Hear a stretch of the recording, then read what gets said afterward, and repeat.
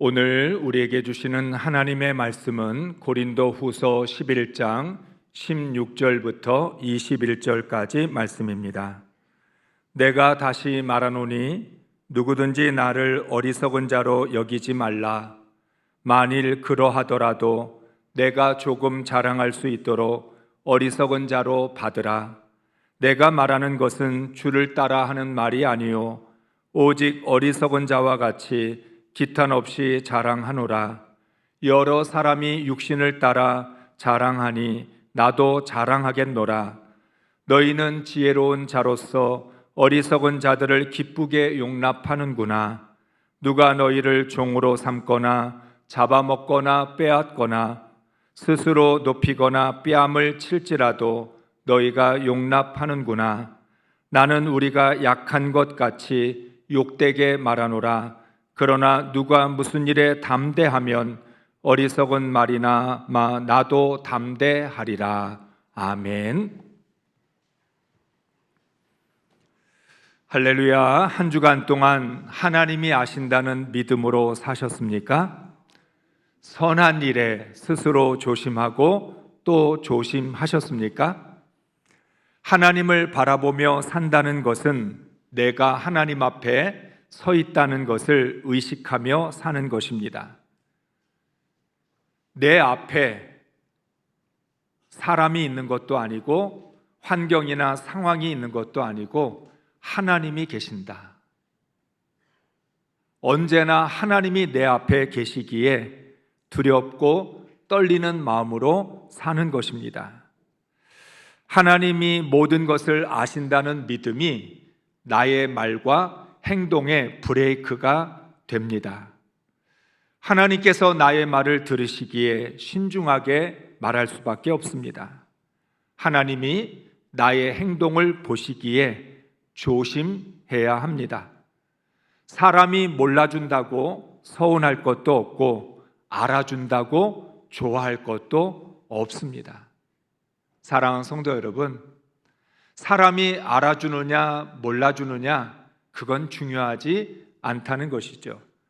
그렇다고 해서 하나님이 아시면 된다는 말이 사람은 몰라도 된다, 사람을 무시하자라고 하는 뜻은 아닙니다. 삶의 중심을 하나님께 두었기 때문에 더 높은 기준을 가지고 산다는 뜻입니다. 삶의 기준을 하나님께 두었기 때문에 더 신실해야 하고 더 정직하고 더 겸손해야 하는 것입니다. 그렇기 때문에 하나님이 아신다면 흔들릴 이유가 없습니다. 하나님만 바라보면 됩니다. 이사야는 하나님을 바라보며 사는 사람을 이렇게 묘사합니다. 주께서 심지가 견고한 자를 평강하고 평강하도록 지키시리니 이는 그가 주를 신뢰함이니이다. 너희는 여호와를 영원히 신뢰하라. 주 여호와는 영원한 반석이심이로다. 아멘. 하나님만 바라보면서 산다는 것, 하나님이 아시면 된다는 것은 심지가 견고하다는 뜻입니다. 삶의 중심이 바로 서 있기 때문에 하나님만을 신뢰하고 하나님만 의지하면서 살아간다는 것을 말합니다. 하나님을 신뢰하기 때문에 평안한 것입니다. 흔들리지 않으니까 평안한 거죠. 여러분, 우리가 왜 평안이 없는가? 나는 왜 이렇게 걱정이 많고 두려움이 많을까? 그것은 삶의 중심이 견고히 서 있지 않기 때문에, 심지가 견고하지 못하기 때문에 상황에 끌려다닐 수밖에 없고 환경의 영향을 받을 수밖에 없는 것입니다. 중심이 바로 서 있는 사람은 하나님이 아시면 된다는 신앙의 자세로 살아가기 때문에 하나님께서 평안을 주시는 것입니다. 그런 의미에서 우리 모두가 심지가 견고하여서 하나님만 아시면 된다는 믿음으로 하나님이 주시는 평안을 누릴 수 있기를 축복합니다. 바울은 고린도후서 10장을 주 안에서 자랑하라고 마무리한 후에 11장에서 어리석음이라는 단어를 통해 신앙의 올바른 방향을 제시합니다. 동시에 구원의 길을 걸어가는 우리들에게 혹시 당신은 어리석지 않습니까?를 묻고 있습니다. 바울이 고린도 후서 11장을 통해서 우리에게 묻고 있는 거죠. 여러분은 어리석지 않습니까? 지금 여러분은 어리석은 사람으로 살아가고 있는 것은 아닙니까? 우리에게 물어보고 있는 것입니다. 11장에는 세 종류의 어리석은 사람이 등장합니다. 첫째는 거짓 사도, 거짓 교사들입니다. 진짜 어리석은 사람들입니다. 고린도후서 11장에서 나오는 세 종류의 사람 중에서 정말 진짜로 어리석은 사람, 그 사람이 바로 거짓 사도들, 거짓 교사들입니다. 거짓 사도들은 자신들의 욕심 때문에 다른 예수, 다른 영, 다른 복음을 전했습니다. 복음을 위하여 먼 곳까지 다니면서 헌신하는 사람들이었지만 잘못된 복음을 전하고 있습니다. 얼마나 안타깝습니까?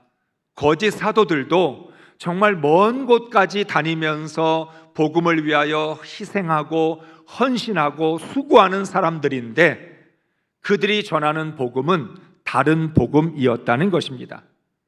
그렇다면 바울이 전하는 복음은 어떤 복음이었습니까? 십자가에 못 박힌 예수입니다.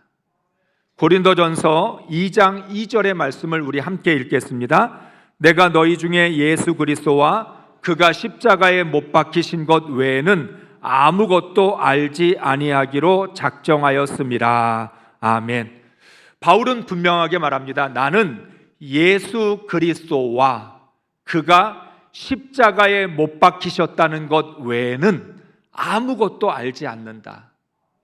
그 말은 복음은 예수 그리스도가 십자가에 못 박히셨다는 것과 부활하셨다는 것, 그것 외에 다른 복음은 존재하지 않는다는 것을 의미합니다. 바울은 오직 십자가의 도만 전했습니다. 그러나 거짓 사도들은 십자가에다가 율법의 행위, 즉 할례와 절기와 같은 것을 지키라고 추가를 했습니다. 예수님이 십자가에 못 박히신 것, 그리고 부활하신 것, 그거면 충분한 복음이 되고 구원의 기쁜 소식이 되는데 거짓 사도들은 거기에다가 할례도 받아야 되고 절기도 지켜야 한다는 율법의 행위를 끼워 넣은 것입니다. 바울이 부활의 주님 때문에 아낌없이 버렸던 배설물을 주어서 다른 복음을 만들어 전한 것입니다. 여러분 참 아이러니하죠. 바울은 예수가 십자가에 못 박힌 것, 그것 외에는 아무것도 알지 않기로 결정했기 때문에 모든 것을 다 배설물로 버렸습니다. 특별히 율법의 행위를 아낌없이 버렸습니다. 바울이 버린 율법의 행위를 거짓 사도들은 주워다가 복음에다가 그것을 포함시켜서 다른 복음을 만들어 낸 것입니다. 육체를 자랑하고 성령을 왜곡했습니다. 왜 이렇게 했을까요? 자신의 전통이나 자기들의 이익을 위해서 복음을 왜곡시키고 변질시켰던 것입니다. 어쩌면 바울을 시기하고 질투했기 때문에, 바울과 경쟁심을 가지고 있었기 때문에 바울과는 뭔가 좀 다른 특색이 있어야 된다는 생각으로 그들은 율법의 행위를 강조했는지도 모릅니다. 바울은 그런 거짓 사도들의 잘못된 가르침에 대하여 이렇게 반박을 합니다. 빌립보서 3장 3절의 말씀을 읽습니다. 하나님의 성령으로 보상하며 그리스도의 예수로 자랑하고 육체를 신뢰하지 아니하는 우리가 곧 할례파라. 아멘. 하도 거짓 사도들이 할례를 받아야 된다고 주장하니까 우리야말로 예수 그리스도의 십자가만을 자랑하고 예수 그리스도만 바라보며 육체를 신뢰하지 않는 우리들이야말로 진짜 할례파다. 세례를 받은 사람들은 할례가 필요하지 않다. 영적 할례를 받았기 때문에 우리야말로 진짜 할례파라고 말을 한 것입니다. 거짓 사도들은 정말 진짜 어리석은 사람들입니다. 자신들이 하나님 앞에서 다른 예수, 다른 영, 다른 복음을 전하고 있으면서 그것이 죄인지를 깨닫지 못하고 있기 때문입니다. 주를 위하여 헌신한다고 하면서 많은 그리스도인들을 복음에서 실족하게 하고 있는 것입니다.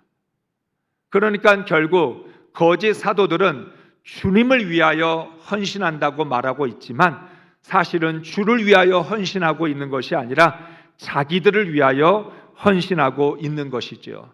그 결과로 성도들과 자신들을 망하게 만들고 있습니다. 둘째는 고린도 성도들입니다. 속아서 어리석은 행동을 하는 사람들입니다. 거짓 사도들은 진짜 어리석은 사람이고 고린도 성도들은 속아서 이 거짓 사도들에 의해서 속았기 때문에 어리석은 행동을 하고 있습니다. 바울은 고린도 성도들의 어리석음에 대해서 다음과 같이 말합니다. 11장 19절, 11장 4절, 11장 20절의 말씀을 우리 연속으로 함께 읽겠습니다.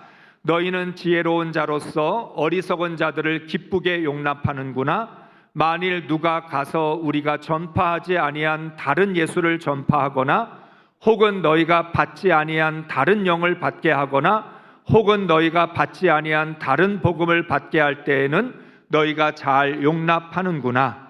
누가 너희를 종으로 삼거나 잡아먹거나 빼앗거나 스스로 높이거나 뺨을 칠지라도 너희가 용납하는도다. 아멘. 11장을 어떤 별명을 좀 붙인다면 용납 시리즈라고 말할 수 있습니다. 1절부터 시작해서 4절, 19절, 20절 4번에 걸쳐서 용납하라, 용납하는구나, 용납하는도다. 용납, 용납, 용납, 용납. 이 말씀이 연속되고 있습니다. 이 용납한다라는 헬라어의 말의 뜻은 참아준다, 견딘다, 받아준다 이런 뜻이 있습니다. 바울은 말합니다. 고린도 성도들은 자신들이 지혜가 있다고 자부심을 가지고 있는 사람들인데 왜 어리석은 가르침을 그렇게 잘 받아들여 주느냐? 누구보다도 지혜롭다라고 하는 고린도 성도들이 그리스 철학의 배경을 가지고 있고 하나님의 말씀에 대한 지혜도 가지고 있는 사람들이 거짓 사도들이 가르쳐주는 다른 복음, 다른 영, 다른 예수를 왜 그렇게 용납해 주느냐? 그러면서 이렇게까지 비유를 합니다. 누가 너희를 종으로 삼거나 잡아먹거나 빼앗거나 스스로 높이거나 뺨을 칠지라도 너희는 용납하고 있다. 그냥 다 받아주고 다 참아주고 다 그냥 견뎌주고 있다는 거예요. 고린도 성도들이 너무 착해서 그럴까요? 고린도 성도들이 너무 순수해서 그냥 이 거짓 사도들의 잘못된 가르침마저 받아들이고 있는 것일까요? 고린도 성도들은 바보같이 너무 쉽게 속아 넘어갔습니다. 사랑하는 성도 여러분, 속지 말아야 할 것에 속으면 구원을 이룰 수 없습니다. 오늘날 한국교회 성도들은 이단의 속임에 넘어가는 경우들이 너무 많습니다. 잘못된 가르침, 내가 들었던 복음과는 다른 복음인데도 불구하고 그 다른 복음을 너무나 쉽게 받아들이고 있다는 거죠. 교주들이 자기가 메시아다, 자기가 재림 예수다, 터무니없는 주장을 하는데도 불구하고 그것을 받아들이는 이유가 무엇이겠습니까?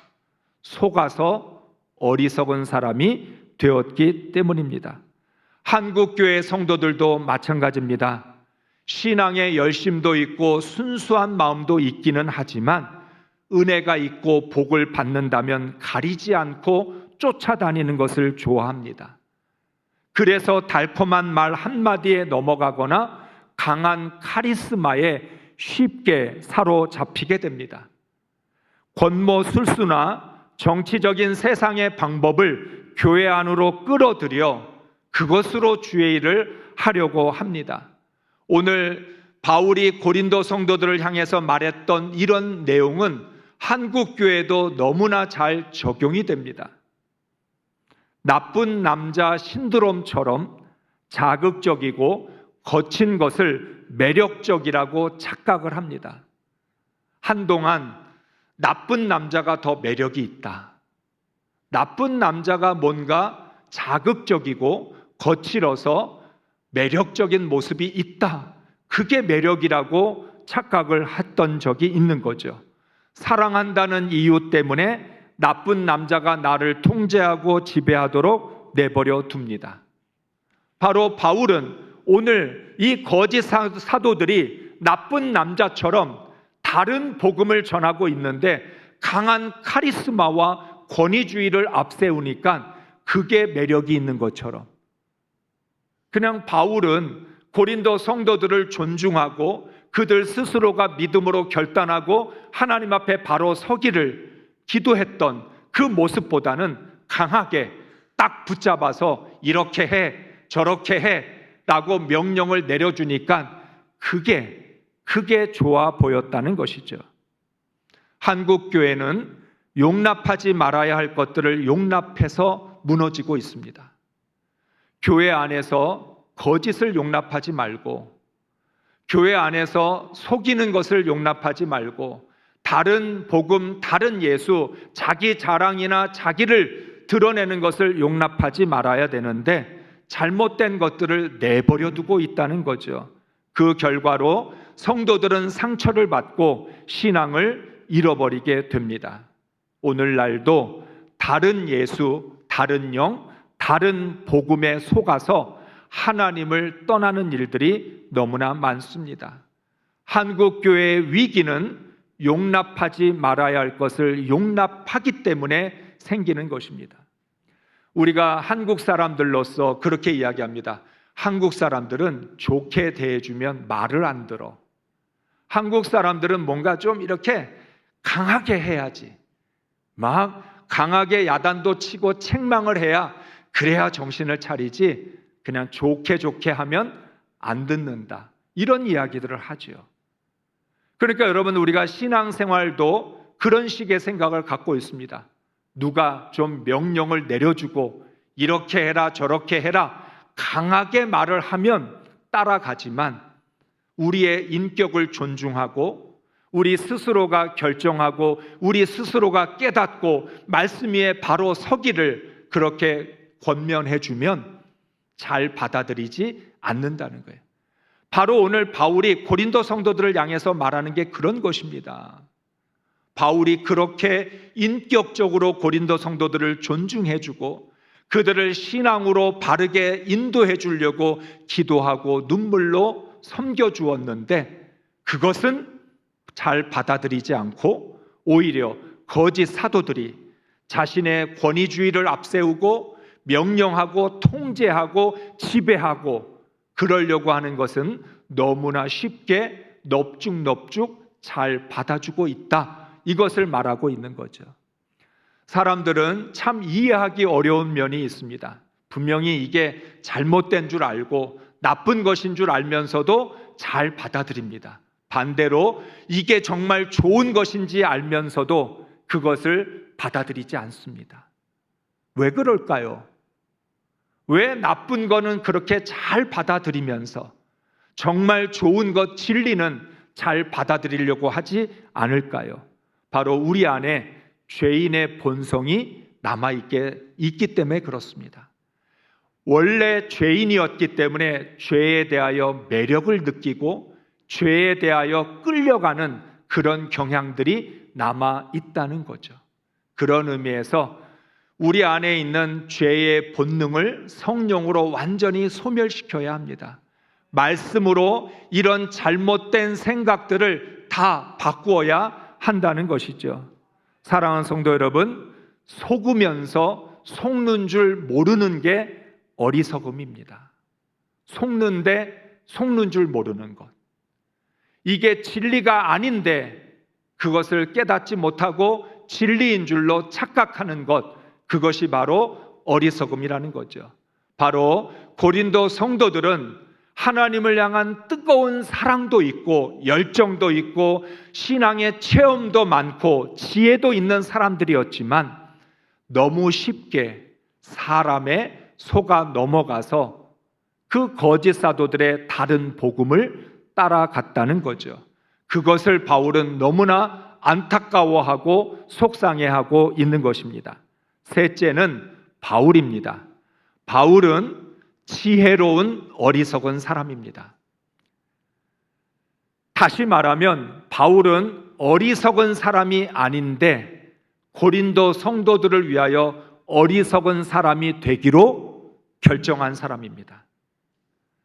거짓 사도들은 진짜 어리석은 사람이고 고린도 성도들은 속아서 어리석은 사람이 됐고 바울은 어리석은 사람이 아닌데 어리석은 사람이 되기로 결정을 했습니다.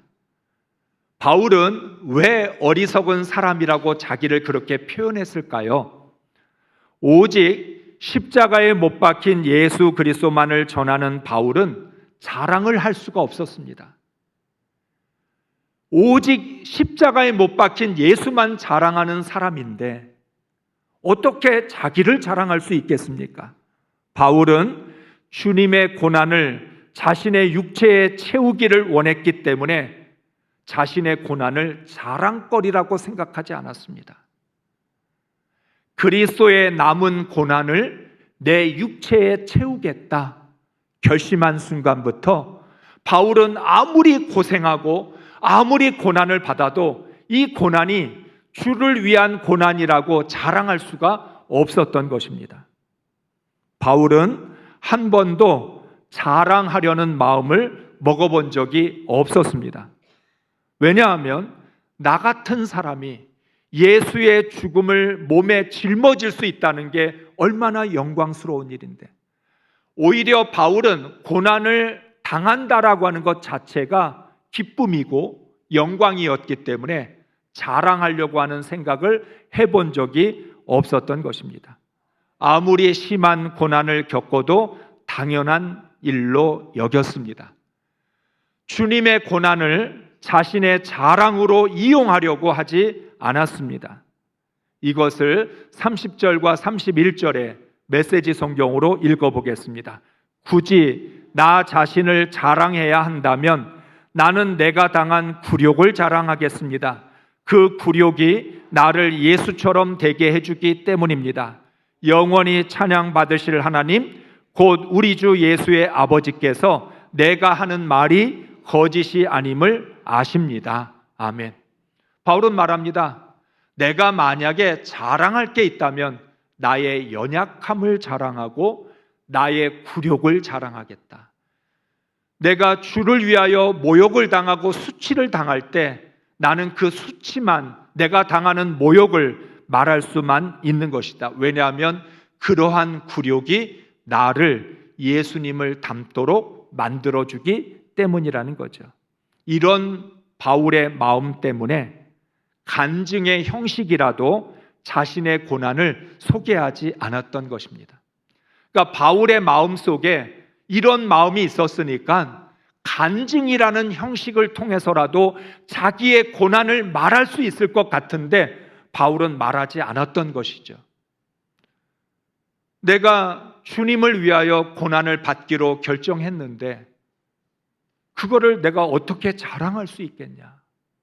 자랑한다면 주님을 위하여 받는 굴욕과 모욕을 자랑할 수 있을 뿐이지 어떤 것도 난 자랑할 수 없다. 그게 아무리 간증이라 할지라도, 주님을 증거하는 일이라 할지라도 나를 드러낼 수 없다. 이것을 더 분명하게 이야기하고 있는 것은 17절의 말씀인데, 바울은 17절에서 이렇게 말합니다. 지금 내가 자랑을 하려고 하는데 이 자랑은 주님을 따라서 하는 게 아니다.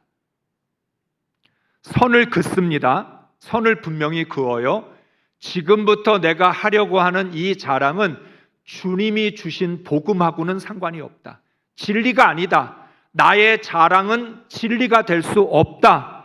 이렇게 이야기합니다. 그러면서 이건 개인적인 경험일 뿐이지 내가 경험한 것이 복음이거나 진리는 아니다.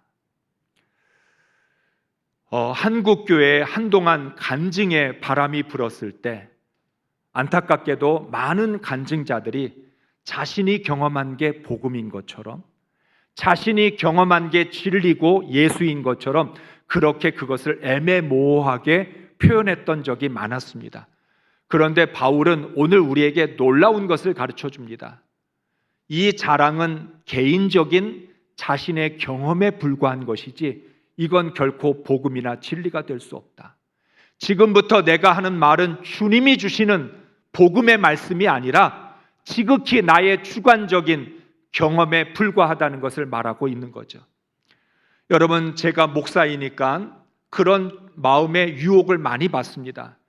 이왕이면 하나님으로 포장되고 복음으로 포장되고 진리로 포장되면 성도들이 더 잘 들어주지 않을까? 그래서 과장하고 싶기도 하고 포장하고 싶은 충동을 느낄 때가 얼마나 많은지 모릅니다. 그래서 우리는 복음에다가 숟가락을 얹으려고 합니다. 예수라고 하는 이름을 앞세워서 나의 자랑을 슬그머니 끼워 넣습니다. 그런데 바울은 스스로 그런 걸 일체 용납하지 않습니다. 일체 용납하지 않아요. 분명하게 선을 긋고 지금부터 내가 하는 말은 복음도 아니고 진리도 아니고 지극히 개인의 경험에 불과한 것이고 그것을 나는 자랑하는 걸 기뻐하지 않는데 오늘 내가 어리석은 일을 하기로 마음을 먹었기 때문에 하는 것이라고 말을 합니다. 그에 반해 거짓 사도들은 조금이라도 복음을 전하다가 고난을 당하면 즉각적으로 자랑을 했습니다. 자신의 고난이 평가절하가 될까 봐 초조해했습니다. 그러니까 바울과 거짓 사도들을 완전히 구별해주는 가장 좋은 게 바울은 자신의 고난이 평가절상이 될까 봐 염려를 했다면 거짓 사도들은 자신의 고난이 평가절하가 될까 봐 초조해야 한 것이에요. 바울은 조금이라도 자기가 드러나거나 자신의 그 고난과 헌신이 평가절상이 되어서 하나님의 영광을 가릴까 봐 염려를 했다면 거짓 사도들은 사람들이 내 고난을 알아주지 않으면 어떻게 하나, 나의 수고와 헌신을 사람들이 평가절하를 하면 어떻게 하나, 그것 때문에 초조해 했던 것입니다. 거짓 사도들은 시작은 예수로 하지만 끝은 자신의 자랑으로 마쳤습니다. 바울은 시작은 자기 자랑으로 할지 몰라도 그의 마지막은 언제나 예수 그리스도였던 것이죠. 바울은 고린도 성도들 때문에 자신의 원칙을 깨트렸습니다. 고린도 교회를 향한 간절한 마음이 거짓 사도들과의 관계를 끊어버리게 하기 위하여서 어리석은 일을 하기로 결심한 것입니다. 바울은 12절에서 이렇게 말씀합니다. 나는 내가 해온 그대로 앞으로도 하리니 기회를 찾는 자들이 그 자랑하는 일로 우리와 같이 인정받으려는 그 기회를 끊으려 함이라. 아멘. 바울은 이렇게 말합니다. 내가 오늘만 자랑을 했지 앞으로도 자랑하지 않겠다는 원칙을 지킬 거다. 나는 자랑하지 않겠다. 이 원칙을 나는 끝까지 고수할 것이고 나는 마지막까지 예수 그리스도의 고난을 내 육체에 채우는 것으로 감사할 뿐이지 나의 고난을 내세우려고 하는 마음이 없다. 나는 오늘 이렇게 하면서 지금까지 거짓 사도들이 자기 자랑을 하는 그것을 완전히 끊어버리려고 한다, 이렇게 말을 합니다. 바울은 거짓 사도들의 자기 자랑의 시도를 차단하기 위해서 오늘 말씀하고 있습니다. 다른 영, 다른 예수, 다른 복음은 완전히 제거되어야 합니다. 바울은 자신이 이렇게 어리석은 행동을 했던 이유를 28절과 29절에서 고백을 합니다. 우리 같이 함께 읽겠습니다. 하지만 이 모든 것과 비교조차 할 수 없는 것은 모든 교회로 인해 겪는 곤경과 걱정입니다. 누군가 더 이상 물러설 수 없는 형편에 처하면 나는 뼛속 깊이 절망을 느낍니다. 누가 속아 넘어가 죄를 지으면 내 속에서 화가 불같이 타오릅니다. 아멘. 바울은 너무나 성도들을 사랑했고 주님의 십자가를 사랑했기 때문에 성도들이 주님의 십자가가 아닌 다른 것들에 속아 넘어가면 화가 불같이 타오른다. 성도들이 복음에서 떠나거나 구원을 잃어버리는 일이 되면 그것이 나는 뼛속 깊이 절망으로 느껴진다라고 고백을 하고 있는 겁니다. 그래서 바울은 자신의 어리석음을 용납하라는 말로 11장을 시작했던 것입니다. 사랑하는 성도 여러분, 그렇다면 과연 나는 어떤 사람입니까? 첫째는 하나님이 보실 때 진짜 어리석은 사람인데 스스로는 깨닫지 못하는 사람입니다.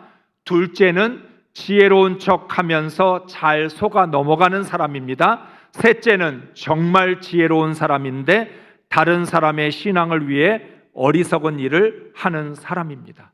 나는 세 종류의 사람 중에 어떤 사람입니까? 여러분, 이 말은 어리석음의 역설입니다. 지혜롭다고 주장하는 사람이 어리석고 어리석다고 말하는 사람이 지혜롭습니다.